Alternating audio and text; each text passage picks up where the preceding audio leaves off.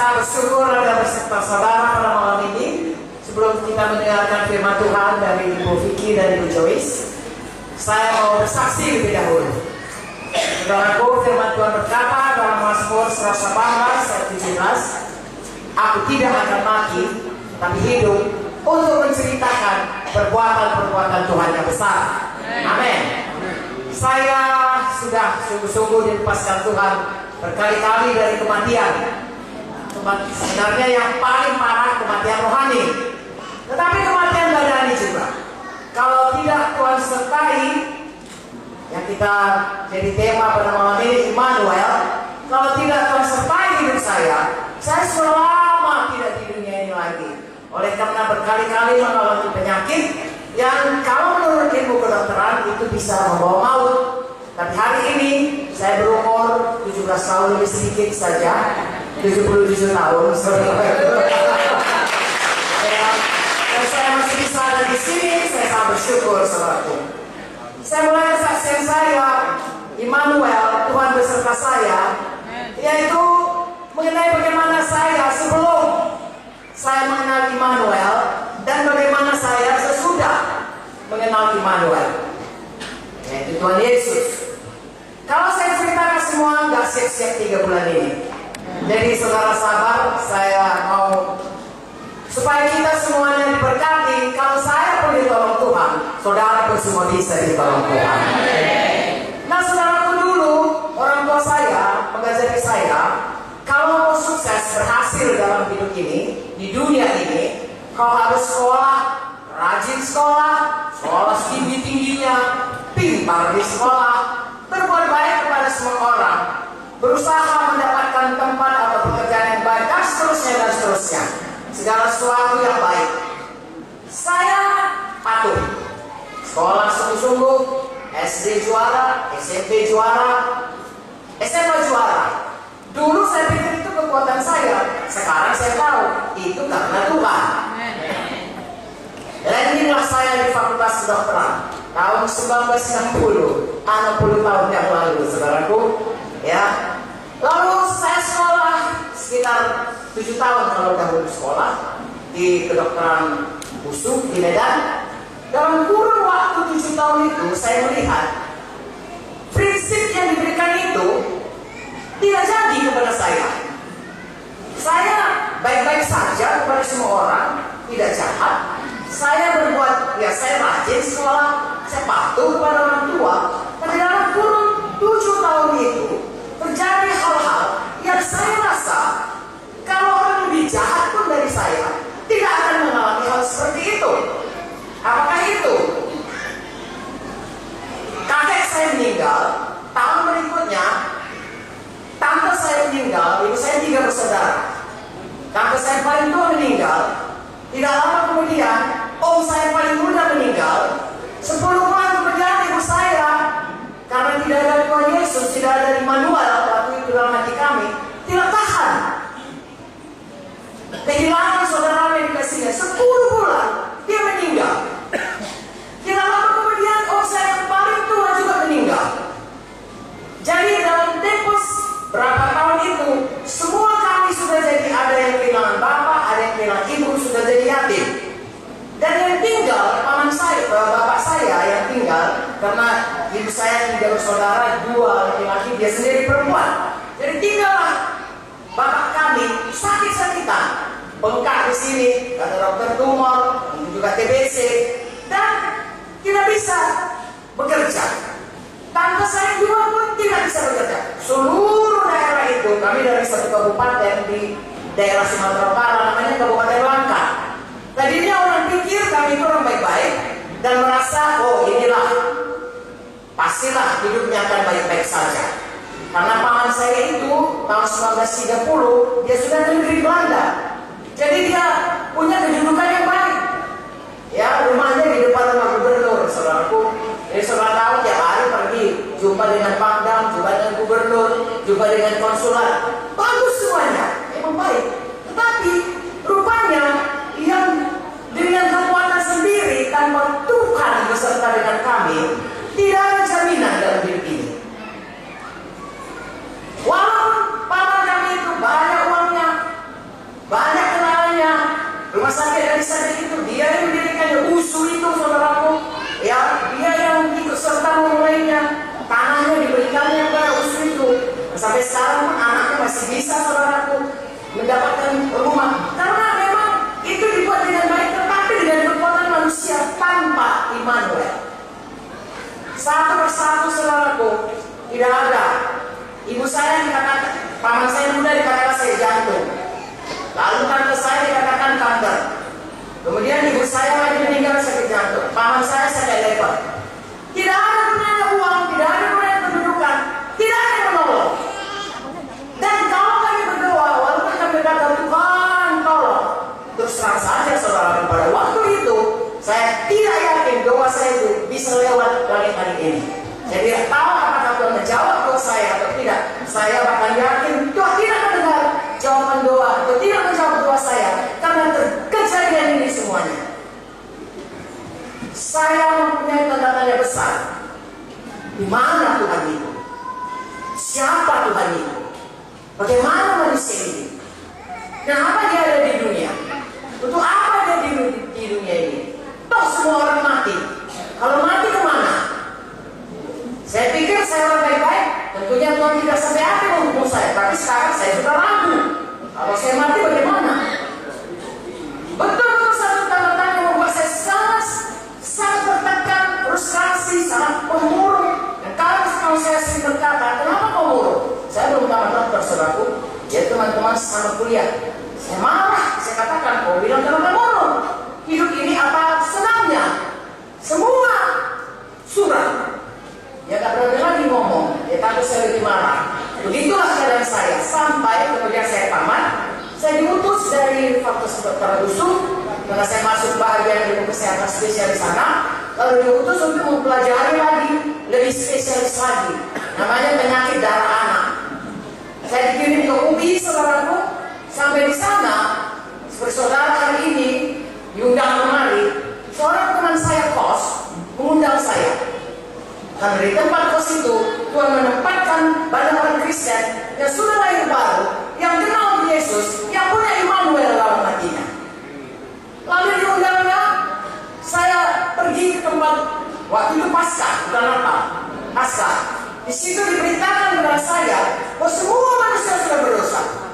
Walaupun kita merasa diri kita baik, firman yang berkata semua manusia sudah berdosa. Sebenarnya saya mengaku juga, walaupun saya baik, saya berbuat dosa, pernah berbuat dosa, ya ada berbuat dosa. Jadi kalau dikatakan semua manusia berdosa, saya mengaku. Lalu dikatakan upah dosa itu adalah maut, artinya hukuman kekal di surga. Dan di dunia ini ada kutuk dosa yang menyebabkan kita, kalau kita masih dalam dosa, maka kutuk dosa itu membawa kepada kita penyakit, keterikatan, segala macam yang namanya kutuk, kemiskinan, kegagalan, dan lain sebagainya. Saya kalau ujian di sekolah kan baca kita, tapi baru itu terbuka di mata saya. Lalu dia terangkan tadi Yesus datang, Immanuel, Matius 1:23. Yesus lahir, disebut namanya Immanuel, karena Tuhan beserta kita.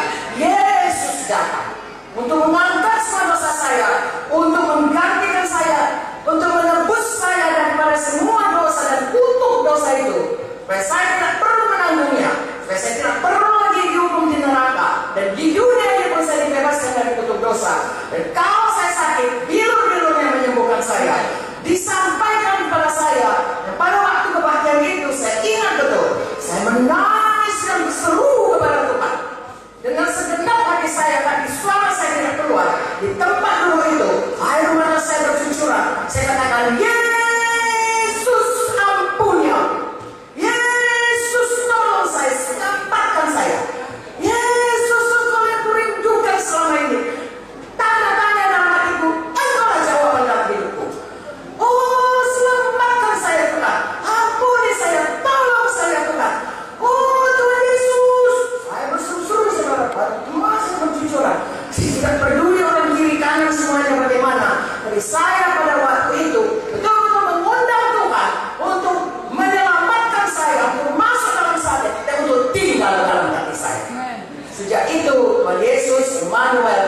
tinggal dalam saya.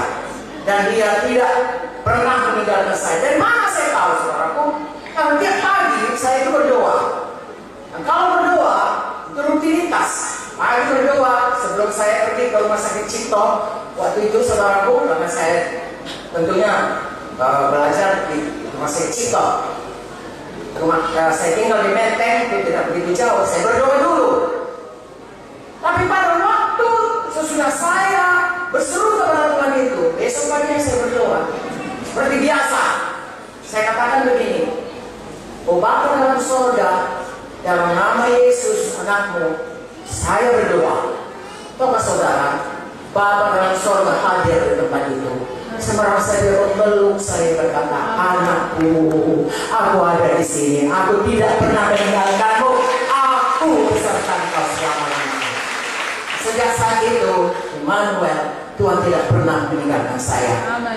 Nah, saya menerima, saudaraku, bedanya hidup sesudah Tuhan Yesus tinggal dalam hati saya. Saya mengaku dosa.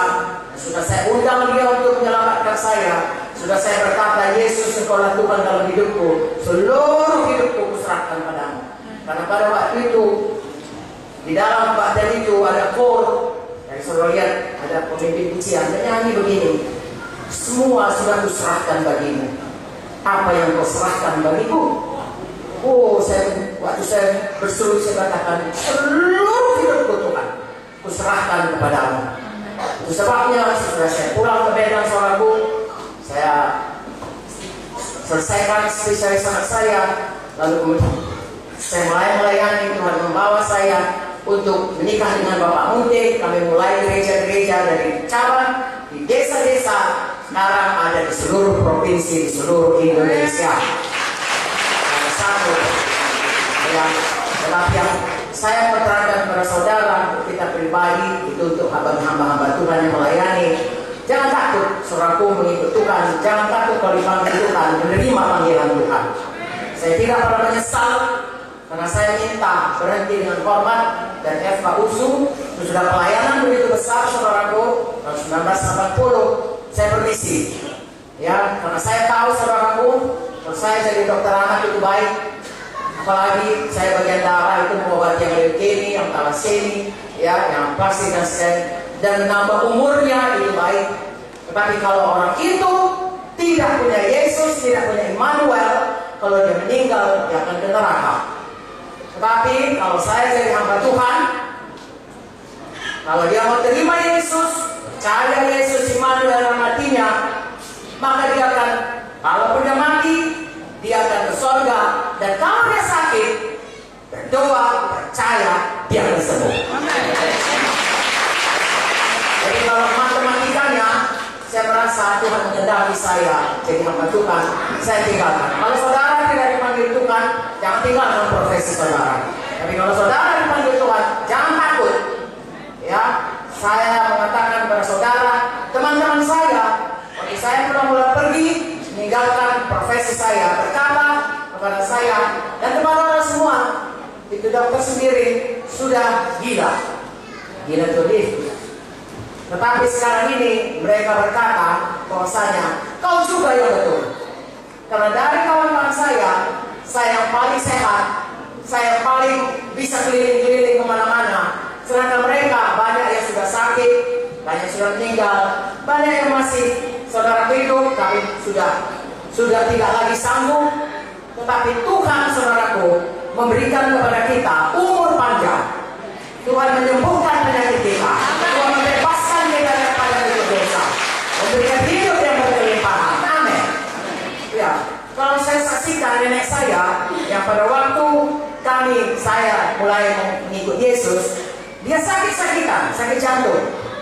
Tapi begitu kami selamat, dia pun ikut sungguh-sungguh mengikut Tuhan. Sampai hampir 100 tahun. Bapak saya yang saya katakan sakit-sakitan tadi, begitu dia menerima Yesus, sudah saya pulang ke Medan, dia pun ikut menerima Yesus. Lalu dia sembuh dari penyakitnya. Tiap malam pergi menginjil dengan Bapak Munte. Amin. Kalau dulu kena hujan sedikit, bukan kena hujan, kena angin jam 6 sore, dia sudah demam. Sekarang ini Sesudah dia selamat, dia menginjil tiap malam. Bukannya dia sakit, tambah sehat. Dan dia meninggal umurnya 90 tahun. Dari umur 50 tahun, saudaraku, sampai 40 tahun dia tetap sehat, tidak pernah sakit, terus bekerja. Saya sendiri, saudaraku, pada umur 30 tahun, dokter sudah berkata, saya sakit jantung dan harus pakai pacu jantung. Artinya, jantung saya itu harus dipakai baterai. Kalau baterainya mati, saya pun matilah. Tetapi dari umur 30 sampai umur 77 tahun tidak pernah pakai pacu jantung karena Tuhan sudah lebih dulu menyembuhkan saya. Dari umur saya saudara umur 30 sampai umur 77 tahun, 47 tahun, walaupun saya sudah selamat, walaupun sudah punya Immanuel, walaupun saya sudah jadi hamba Tuhan, walaupun saya dokter, masih mungkin sakit. Tetapi bedanya, kalau kita sakit, ada bidur Yesus yang menyembuhkan.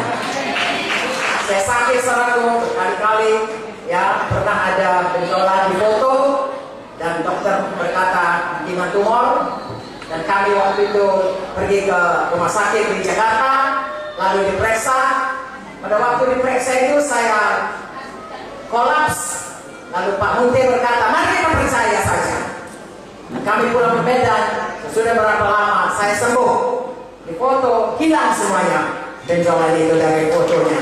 Jadi benar-benar sembuh.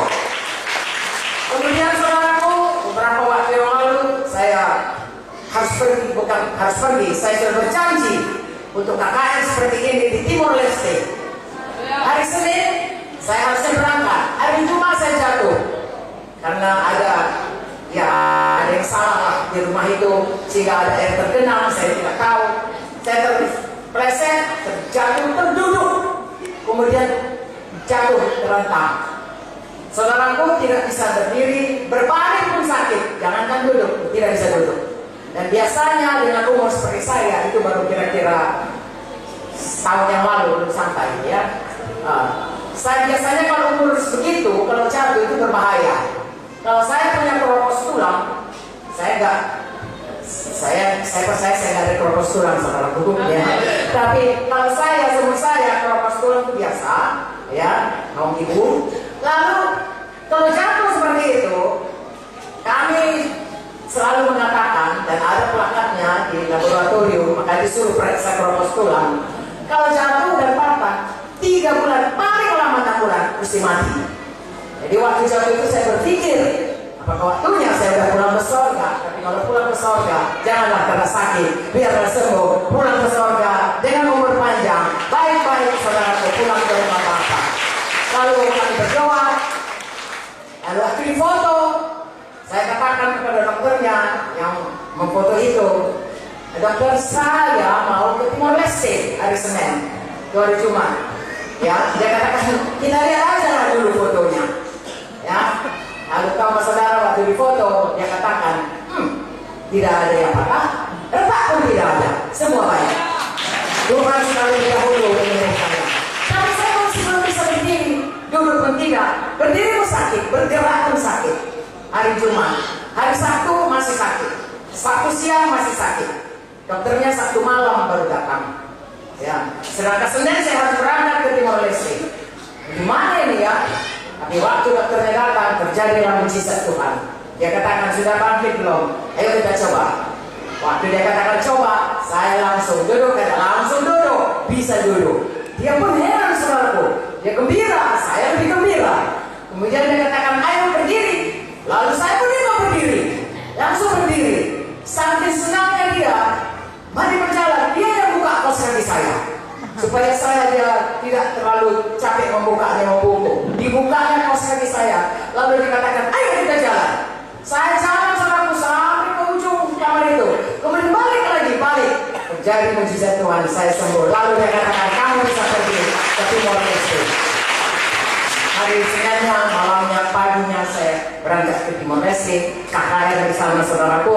Dan seterusnya, sepanjang tahun ini, saudaraku, kami sudah keliling dari Papua, Ambon, Sulawesi, Kalimantan, Nias, Bengkulu, dan hari ini saya ada di Lubuk Linggau untuk menceritakan betapa baiknya Tuhan itu.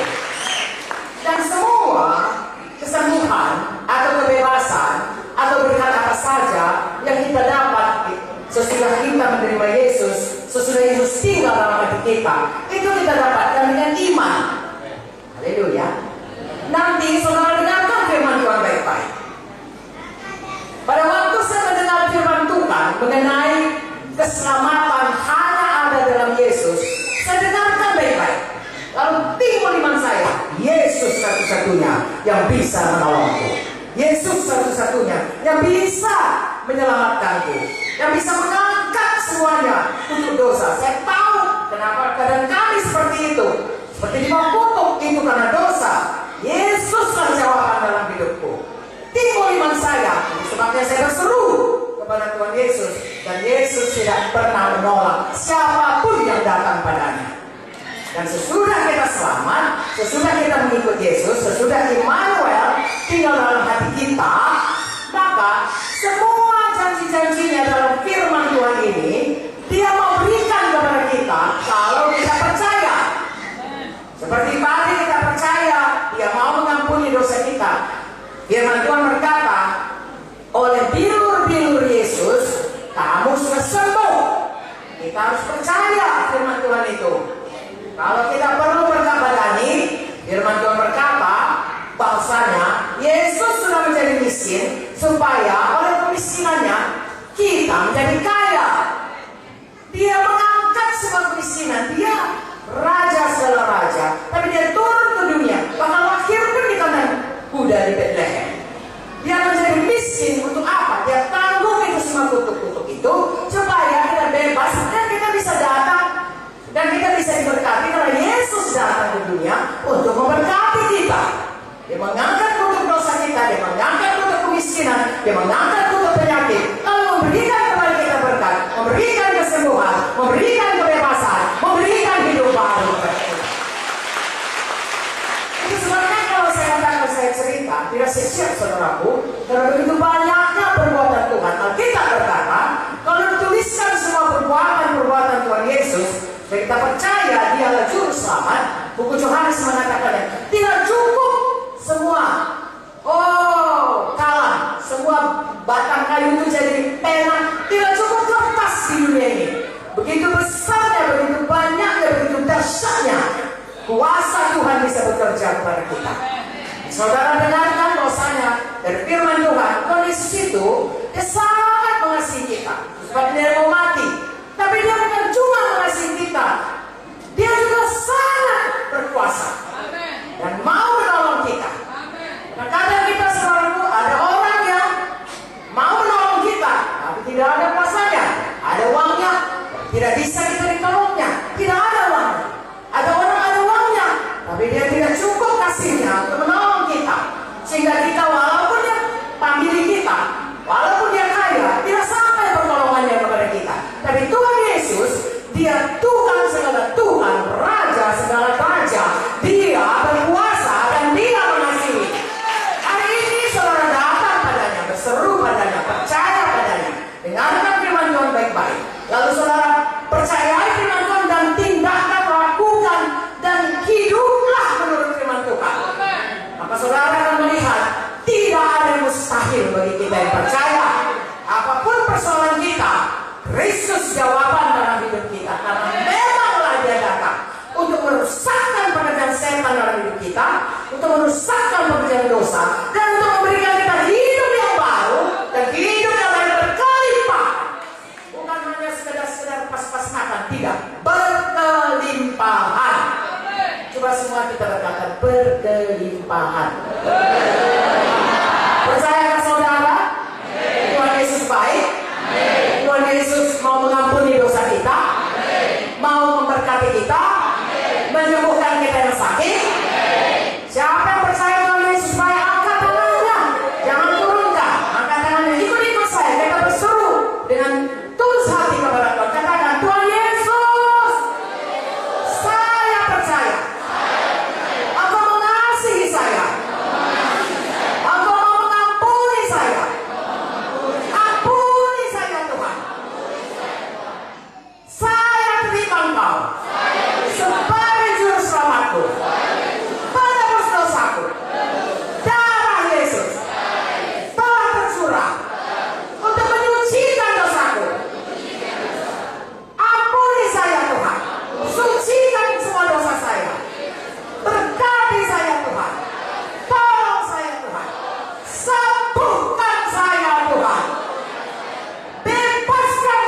Tuhan. Dari semua ikatan. Mulai hari ini, saya hidup baru. Immanuel, Tuhan beserta saya. Beserta saya. Dengan kuasa-Mu, dengan kasih-Mu, saya hidup baru. Terima kasih Tuhan. Engkaulah Tuhanku. Kuikut Engkau dengan setia sepanjang hidupku. Siapa yang percaya, kuat-kuat katakan aminnya 3 kali. Beri kemuliaan kepada Tuhan. Adakah saudara diberkati? Adakah saudara sekarang lebih percaya lagi bahwa Tuhan itu baik? Tuhan itu mau menolong kita semua? Baik, saya sampaikan kepada Ibu Joyce. Dia akan lebih bisa lagi menerangkannya lebih baik dari saya karena Tuhan memang mengasihi kita semua.